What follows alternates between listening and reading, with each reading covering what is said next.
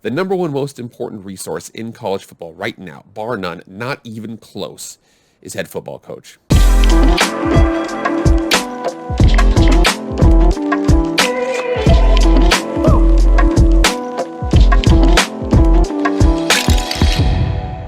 What is up, everybody? It is Jake with Master Football, back at it again. Happy Wednesday. Thank you so much for being here. If you've never been here before, this is Jake with Master Football, pro football, college football, video game football, anything related to American football we discuss in the show right now. Please hit the red subscribe button. Subscribe, like, share, follow, comment, do all that kind of stuff. I appreciate all of the interaction. Without further ado, let's get into the video. Okay, so I've been looking at some things recently. This offseason is going to be absolutely gigantic for college football for many different reasons. I think that, first of all, preseason, there was a lot of things that with the whole Texas and Oklahoma to the SEC situation. The Big 12 is expanding, and then the Big 12 took from the American took from Conference USA took from FBS, blah, blah, blah, blah, blah. There's a lot that's actually moving on in college football right now from a tectonic plate perspective. I do know, and I think a lot of people are underestimating this. This Texas to the SEC thing could be absolutely giant. I say that because I feel like Oklahoma's going to be fine. Okay, Oklahoma is still going to be able to recruit. Their offense is going to be off the chain. Okay, Lincoln Riley has no reason to leave for LSU. He's going to have all the talent in the world that comes to Oklahoma, to Norman. But Texas will be a pretty big thing because we're going to see that Texas A&M recruiting edge evaporate. We're going to see how that kind of affects recruiting going forward. Hopefully, we'll see Steve Sarkisian can turn it around. A lot of people think they won't turn around, which actually might be crazy. I mean, can you imagine if Texas goes 2-10 or 3-9 in the SEC? That would be absolutely nuts. But that's not what this video is about. This video is about a recent firing that I want to bring up and show and talk about the resources and the reason why teams are or aren't successful in college football. Let's get into that article. So here we are. Dan Mullen fired as Florida Gators head football coach.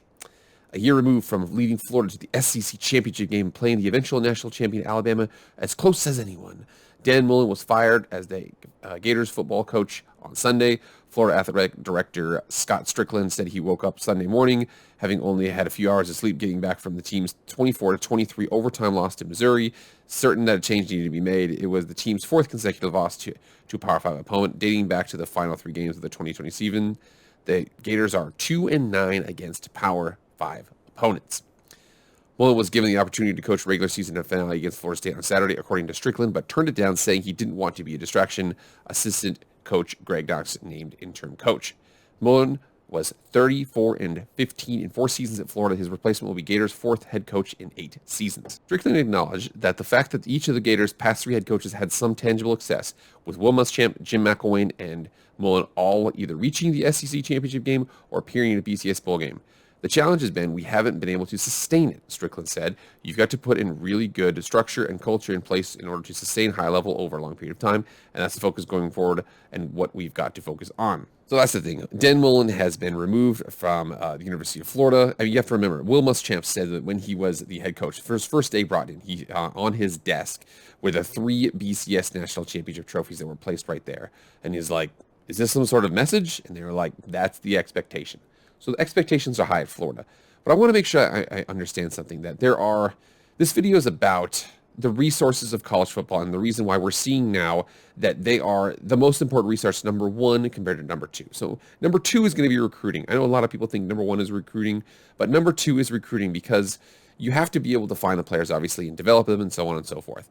The number 1 most important resource in college football right now, bar none, not even close, is head football coach. There are 85 scholarships on these teams. There's tons and tons of variance between programs here and there. Recruiting is crazy. Injuries are crazy. You can't guarantee everything off of bringing in good players. You can do a pretty good job with it, but the reason why those top teams are the top teams is because they're able to bring in those players, develop them, and put them in a cohesive offense and defensive unit and push them forward. You see that with the fact that, I mean, just check the last couple of days in terms of the contracts that are handed out to these head coaches. So we all saw this, right? Michigan State's football coach Mel Tucker calls the Spartans his destination job. You come down here and check him out, man. He signed an absolutely gigantic deal. So it said here he currently earns $5.56 million and is signed through the 2024 season. In February of 2020, he was hired after only 1 season in Colorado to replace longtime Spartans coach Mark D'Antonio, and he was rumored to be the LSU guy, but now he's sticking at Michigan State. And then you see Penn State, Michigan Lions coach right here. James Franklin agrees to a new 10-year contract. So you see, I mean, look at this is a huge contract. James Franklin has agreed to a 10-year extension to remain as the Penn State head football coach through the 2031 season. The school announced the extension on Tuesday as the school made a long-term commitment to keep Franklin in Happy Valley. He was rumored to go to a couple of these big schools, USC, LSU, blah, blah, blah. Everything was kind of continuing on. Do we even see with Liberty's Hugh Freeze? Okay, Liberty was independent this season. They will be joining Conference USA, who almost dissolved pretty quick there. But Conference USA, it says he will average more than $4 million annually, according to sources. So if you check this out, Liberty has reached a new deal with Hugh Freeze that will make him one of the highest paid non-Power 5 coaches in college football, the sources told ESPN on Tuesday night. Freeze's new deal at Liberty will be more, or at least comparable to what 5 different SEC coaches are making. You can see that very clearly, okay? That's the resource that's at hand. I think, again, my personal opinion, number 2, it's your ability to recruit the players that are near you and so on and so forth. Number 1 is your head coach. And I think the reason why is because it's very hard to see good football coaches in bad recruiting areas still not succeeding, whereas you can see players or coaches who are bad in good recruiting areas not succeed. And I know that's kind of a weird, hopefully I said that verbiage right. Go back and check me out and see if I did it right. But in essence, what I'm saying is that that's the reason why. That's the order of importance. You have to get head football coaches first. I also want to break down why the Pac-12 isn't doing so hot in terms of college football in general, because it's connected to those two issues. First of all, I mean, we have to remember here, this Florida job that's available, you got to remember whoever this next head coach is, what they're stepping into. I think a big reason why the SEC is so dominant is because it's an accident to recruit well. Okay, you're Florida, you're Alabama, you're LSU, you accidentally, I mean, you fall off campus and get up, wake up and look at a high school football field and that guy, and you offer him and you're good. And that guy's probably pretty good. That's how it works with them. Think about this. ESPN 300 commit.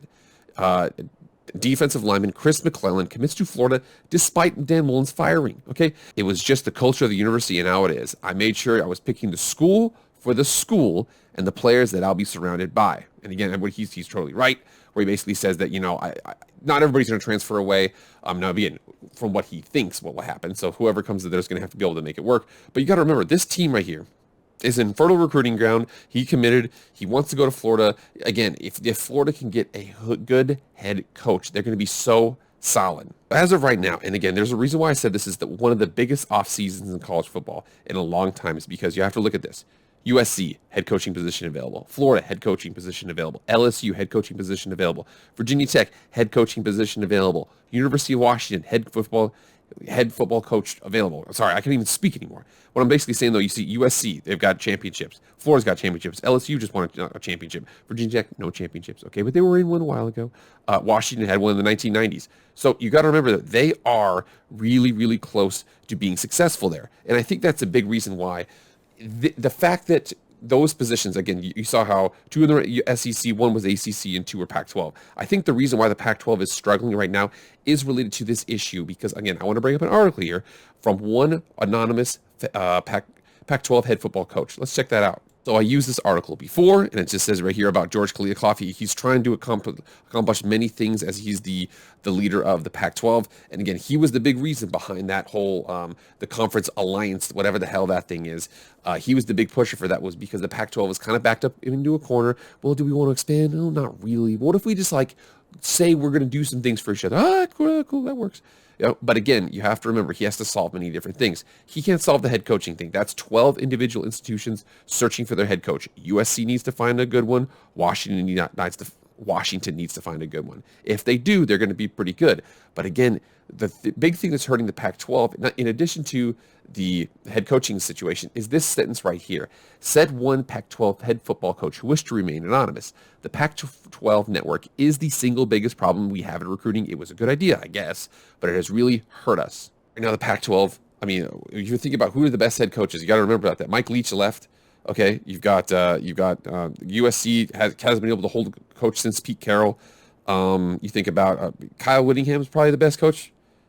Herm Edwards. I don't know. I think Jed Fish at Arizona, or I don't know, dude. I mean, David Shaw has David Shaw riding the coattails of Jim, Harbaugh since he left?